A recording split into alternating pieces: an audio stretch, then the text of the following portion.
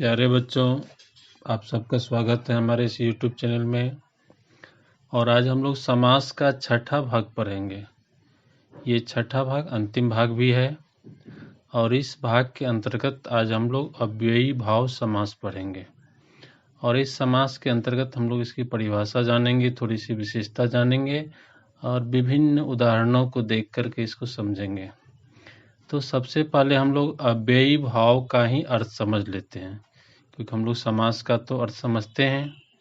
तो अव्ययी भाव का अर्थ समझते हैं, जिसमें अव्यय का भाव हो तो उसे अव्ययी भाव कहेंगे। अब आप लोग जो बंधु लोग अव्यय पाठ को नहीं पढ़े होंगे उनको थोड़ी सी दिक्कत होगी। ये अव्यय होता क्या है? हम लोग संज्ञा, सर्वनाम, विशेषण, क्रिया पढ़ते हैं और ये अव्यय क्या होता है। तो देखिए बच्चों, संज्ञा और सर्वनाम विशेषण में लिंग, वचन और कारक की वजह से कुछ उसमें रूप में परिवर्तन होता है, लेकिन अव्यय वैसा शब्द होता है जिसमें किसी तरह का परिवर्तन नहीं होता है। जैसे एक शब्द है लेकिन, यह एक अव्यय है। इसको हम लोग जो लेकिनों ने लिखते हैं, या इसका रूप नहीं बदलता है।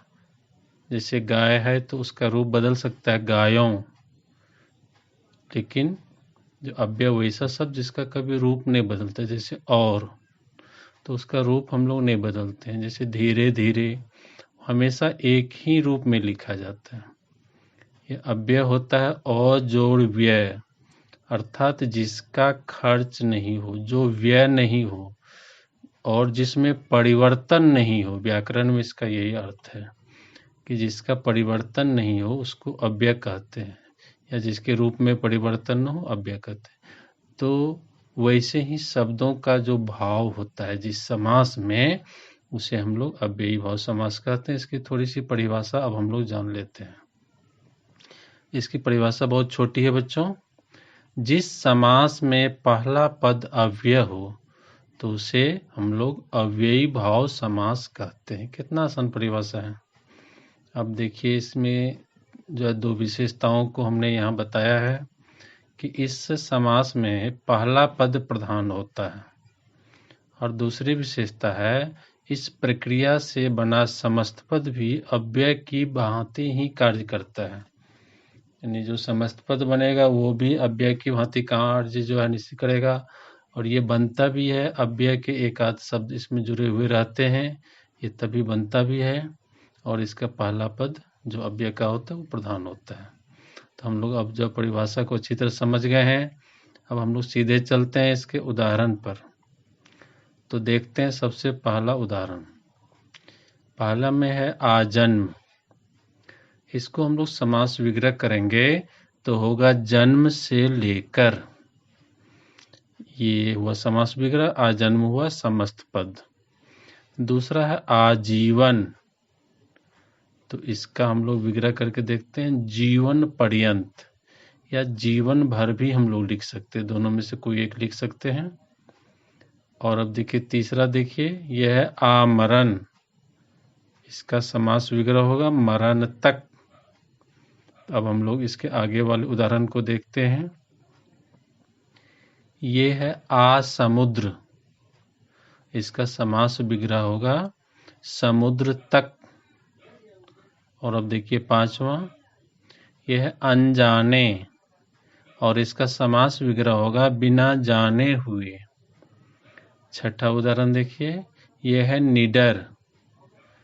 तो इसका समास विग्रह होगा डर रहित। जिसके अंदर में डर नहीं होता है उसको हम लोग निडर बोलते हैं। अब इसके आगे वाला उदाहरण देखें बच्चों।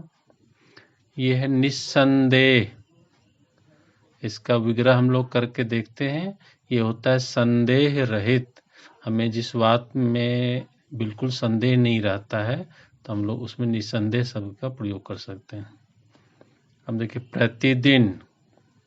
इसका समास विग्रह होगा दिन दिन, या प्रत्येक दिन भी हम लोग लिख सकते हैं। अब देखिए नौवां है प्रतिवर्ष।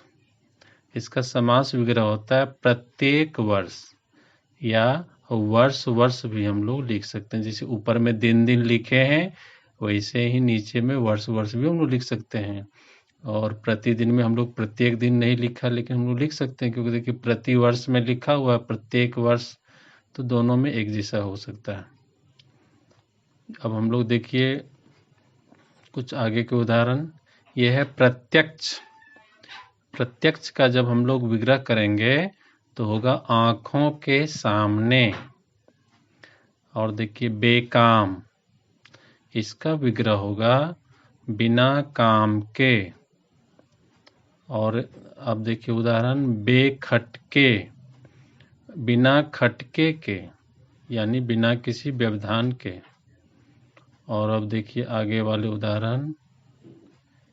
ये है भरपेट, इसका समास विग्रह होगा पेट भर के। आप लोग पेट भर के खाइए और स्वस्थ रहिए। इसके बाद है यथा नियम, इसका विग्रह होता है नियम के अनुसार। आप लोग देखिए यहाँ पर विग्रह में आपको यथा शब्द नहीं दिख रहा होगा, यह नियम के अनुसार, तो अनुसार को ही यथा बना के यहाँ लिखा गया है, क्योंकि अनुसार नियम लिखते तो अच्छा नहीं होता, तो हम लोग इसको लिखे हैं नियम के अनुसार को यथा नियम। और एक होता है यथामति, इसका मतलब हुआ मति के अनुसार।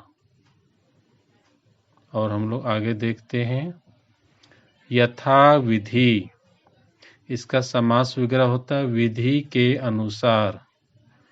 तो इसमें भी अनुसार है और यहाँ यथा लगा हुआ है। यथा और अनुसार एक ही अर्थ प्रदान करते हैं बच्चों, इसीलिए जो इसमें अच्छा लगता है, जो इसमें सेट करता है, वही जोड़ा जाता है। जो पहले से बहुत दिनों से जोड़ा गया है उसी को हम लोग जोड़ के देखते हैं। और 17 में है यथाशक्ति, इसका समास विग्रह है शक्ति के अनुसार, यानी जितनी शक्ति हमें है पूरी शक्ति से काम करना है, पूरी शक्ति से पढ़ाई लिखाई करना है। यथाशीघ्र, इसका समास विग्रह है जितना शीघ्र हो। और ये है 19वां आपको उदाहरण आपके सामने। ये है यथा समय, इसका समास विग्रह होगा समय के अनुसार। और जो है 20 नंबर में देखिए ये है प्रति मास, इसका समास विग्रह होगा हर मास, या प्रत्येक मास भी आप लोग लिख सकते हैं। 21 में है हर रोज, इसका समास विग्रह होगा नित्य दिन, रोज रोज भी आप लोग लिख सकते हैं। और कुछ अंतिम उदाहरण बच्चों, ये है हर घड़ी, इसका समास विग्रह होगा घड़ी घड़ी। और देखिए 23 नंबर में बच्चों है प्रत्युपकार, इसका समास विग्रह होगा उपकार के प्रति,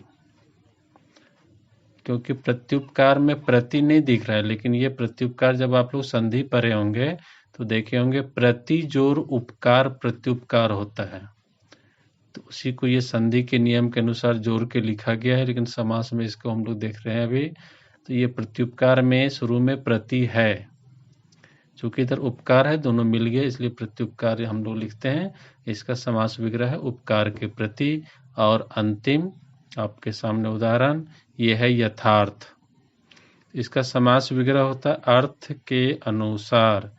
ये यथार्थ का हम लोग थोड़ा सा जो अलग करके देखते हैं, यथा जोर अर्थ, इसको संधि विच्छेद के अनुसार देखते हैं। यथा जोर अर्थ इसमें है, इसका मतलब हुआ अर्थ के अनुसार।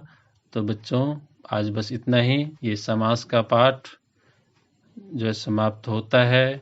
आपने इसे बहुत ध्यान से सुना, इसके लिए आपका बहुत बहुत धन्यवाद। स्वस्थ रहें और खूब पढ़ाई करें। धन्यवाद।